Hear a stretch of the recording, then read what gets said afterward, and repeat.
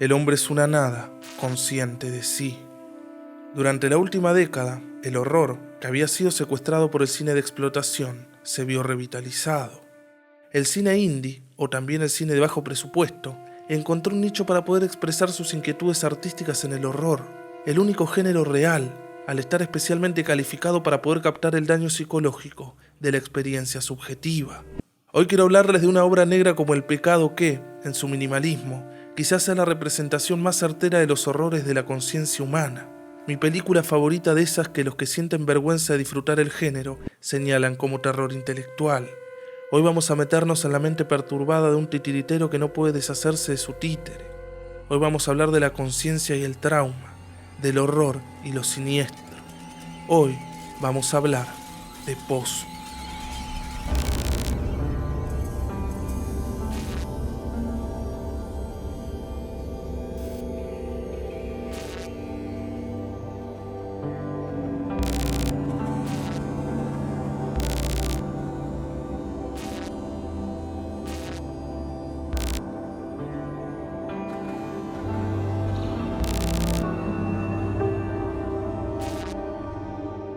Possum es el debut cinematográfico de Matthew Holmes, reconocido en el género de la comedia y del que parece que estaba un poco cansado. Nuestro protagonista es Philip, un titiritero infantil que, después de un show que salió mal, vuelve a su pueblo natal para tratar de destruir su títere, donde empieza a revivir recuerdos de los que no puede escapar. Un pueblo postindustrial semidestruido que parece abandonado, lleno de vegetación moribunda, que se convierte en un viaje a los infiernos de su memoria reprimida que va emergiendo a través de diferentes reacciones de temor, tristeza, náusea, detalles crípticos y pistas perdidas. Al igual que su pueblo, la casa de sus padres también está semidestruida y congelada en el tiempo, en la que todavía vive su siniestro tío Maurice, que constantemente le reclama cosas de su pasado, haciéndole el regreso todavía más difícil. Parece que todavía tiene cierto dominio sobre Philip, y su conversación va dejando pistas sobre la humillación a la que lo sometió. La película es una representación del estado mental de Philip, caótica, desconcertante e incómoda, rodeada de un aura de ansiedad que todo el tiempo confunde entre lo real y lo no real. Un horror psicológico escalofriante, frío y raro, en su realidad hecha fantasía ambientada a través de una narración perturbadora, excelentemente orquestada en cada secuencia, plano, iluminación, diálogos o música. Siniestra, sucia y ultrarrealista, donde reinan los colores marrones, amarillos y verdes pálidos. Es una historia centrada en el peso del trauma que Philip arrastra desde su infancia y que todavía lo atormenta en su vida adulta sin dejarlo solo ni un minuto. Mientras intenta escapar, hace catarsis, tratando de encontrar la manera de canalizar el horror y deshacerse de ese tormento. Philip se pasa gran parte de la película merodeando por la ciudad y sus alrededores, páramos apartados del mundo que reflejan su persecución psíquica y cómo lo carcome la culpa, siendo los fantasmas simples manifestaciones de sus obsesiones. No hay monstruos, demonios o fantasmas, sino la mente perturbada de su protagonista. Así, lo sobrenatural aparece como recuerdos codificados, sublimados en el títere que pone título a la película. Lo que resulta significativo en el horror sobrenatural es que estos seres puedan existir un solo instante en su modo imposible. Un personaje se encuentra con una paradoja en carne y hueso y debe afrontarla o desplomarse horrorizado ante esa perversión ontológica. Algo que no debe ser, pero es. El ejemplo más claro de esta paradoja es el muerto viviente. Cadáveres ambulantes ansiosos de una presencia eterna sobre la tierra. Pero extendernos por ese lado es tema de otra ocasión. Por eso, otro ejemplo de paradoja y horror sobrenatural fundidos en uno son las cosas inanimadas culpables de infracciones contra su naturaleza. Los títeres de los que hablamos son los que se hacen a nuestra imagen, aunque nunca con tal meticulosidad que podamos confundirlos con seres humanos. Si los crearan así, su parecido con nuestras blandas formas sería algo extraño y horrible. Demasiado extraño y horrible en realidad, para que los aceptemos sin alarmarnos. Philip crea a Possum, o zarigüeya, como un muñeco repulsivo con patas de araña y una espeluznante cabeza hecha con base en su propia cara. En su génesis, dota su trauma de rostro y forma, a diferencia de la tradición, donde el fabricante de títeres es el que los hace tal y como son, y es la voluntad del titiritero que los manipula para que se comporten de formas determinadas. Necesitamos saber que los títeres son títeres. Sin embargo, todavía pueden alarmarnos, porque si miramos a un títere de determinada manera, a veces podemos sentir que nos está devolviendo la mirada, no como mira un ser humano, sino como lo hace un títere. Incluso puede parecer que está a punto de cobrar vida. A lo largo de la película, esta desorientación se convierte en un conflicto psicológico, una disonancia en la percepción que estremece a nuestro ser con una convulsión de horror sobrenatural. Por eso, una de las claves para descifrar este criptograma se esconde en su nombre. Playing possum, o hacer la comadreja, es una expresión que hace alusión al comportamiento de ciertos animales que, cuando se encuentran en peligro, se hacen los muertos. Lo que, para describir el comportamiento humano, refiere a hacerse el dormido o fingir ignorancia.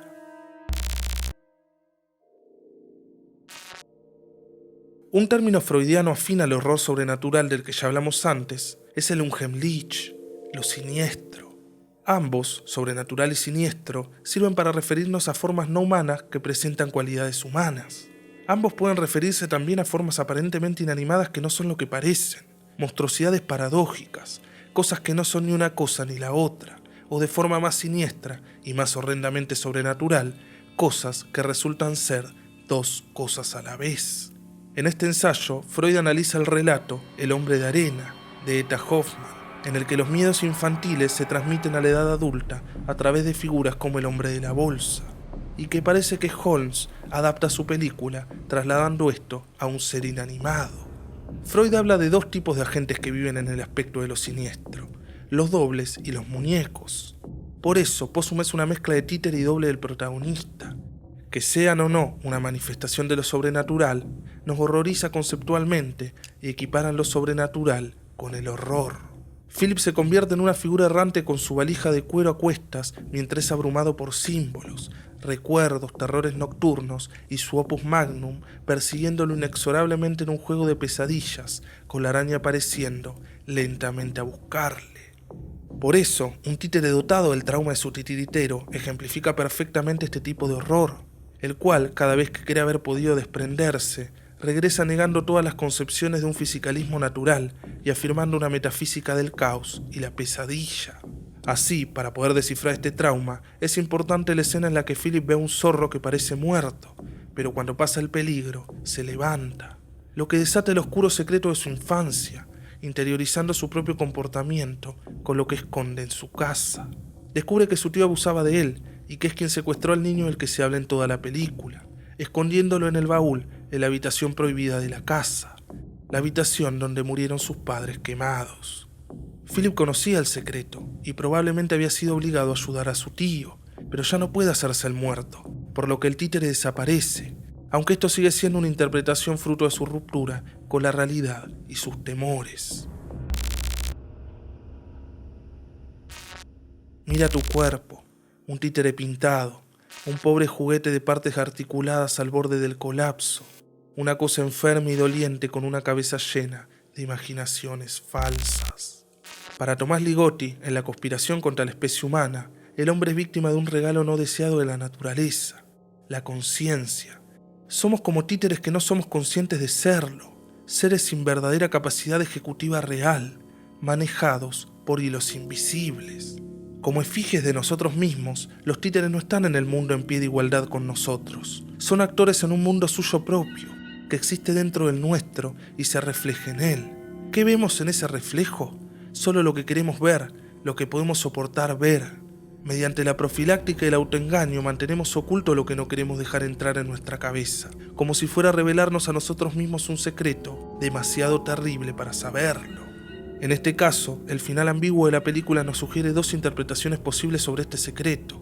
Philip se revela como un narrador poco fiable, y no podemos confiar en nada de lo que ve. Los daños que presentan la casa por el fuego y el agua, además de la suciedad, señala que difícilmente sea habitable desde hace tiempo, así que probablemente Maurice haya muerto en el pasado, y solo sea una alucinación de Philip que no puede echar. Por eso, el momento en que se da cuenta que su tío era la clave de su terror, también resulta más una lucha interna, una guerra por afrontar su pasado cuya victoria no es destaparlo, sino descubrir si las secuelas dejaron algo humano en él, si el monstruo es descubrir que, en realidad, se convirtió en su tío, un títere que se convierte en titiritero. Por eso, cuando Maurice se ríe, Philip fuma, insinuando que está preocupado por convertirse él también en un pedófilo. Así, el punto de inflexión radica en el niño encerrado en el baúl. La lectura explícita señala que es una víctima de Maurice, pero si creemos que Maurice no existe, solo hay dos lecturas implícitas posibles. El niño es víctima de Philip, que al final comprende qué lo llevó a hacer lo que hace y decide romper el círculo dejando libre al niño. O el niño encerrado es Philip como víctima, cuando comprende dónde radica el trauma que lo paraliza y se libera de una vida de miedo simbolizada en la liberación del niño. Esto se refuerza cuando nos percatamos que la única prueba que tenemos del niño desaparecido son los informes de noticias que espontáneamente entran y salen de la estática. Desde esta perspectiva, Philip crea el poema de Possum para describir su peor miedo y con él tratar de ayudar a otros niños que se sientan identificados con su situación. Pero estaba tan dañado que no se dio cuenta lo desubicado que era mostrarle ese títere a los nenes y terminó quedándose sin trabajo. Sea cual sea la interpretación, Philip resulta un títere, pero uno con mente y voluntad, un títere humano. Una paradoja más perturbadora y una conclusión todavía peor, ya que además del asco, el principal sentimiento que nos provoca Philip es compasión. El yo no es amo en su propia casa. Todo este aspecto de desdoblamiento de la personalidad y la culpabilidad sobre el asesinato radica en que el títere humano no puede concebirse a sí mismo en absoluto como títere, una instancia del yo que Lacan sitúa en una línea de ficción. Una marca entre un antes y un después, una experiencia del inconsciente que al revelarse se cae como un velo, acceder a una verdad ignorada o secreta, como en los sueños, disfrazada, y como en el lenguaje, cifrada en el discurso de cada sujeto. Por eso, Holmes señala el extraño caso del Dr. Jekyll y Mr. Hyde como uno de sus principales referentes. Stevenson estaba describiendo acerca de la idea de la mente volviéndose contra sí misma. Lees el libro y te hace sentir muy paranoico. Se aprovecha de tu subconsciente y hace cuestionarte a ti mismo. Es una lectura muy incómoda y muy sutil. Me influyó porque tiene un personaje que no sabemos si es bueno o malo y tenemos que descubrirlo a medida que avanza la historia. Para mí es importante contar con este elemento para hacer una película sobre alguien que no es necesariamente un buen tipo.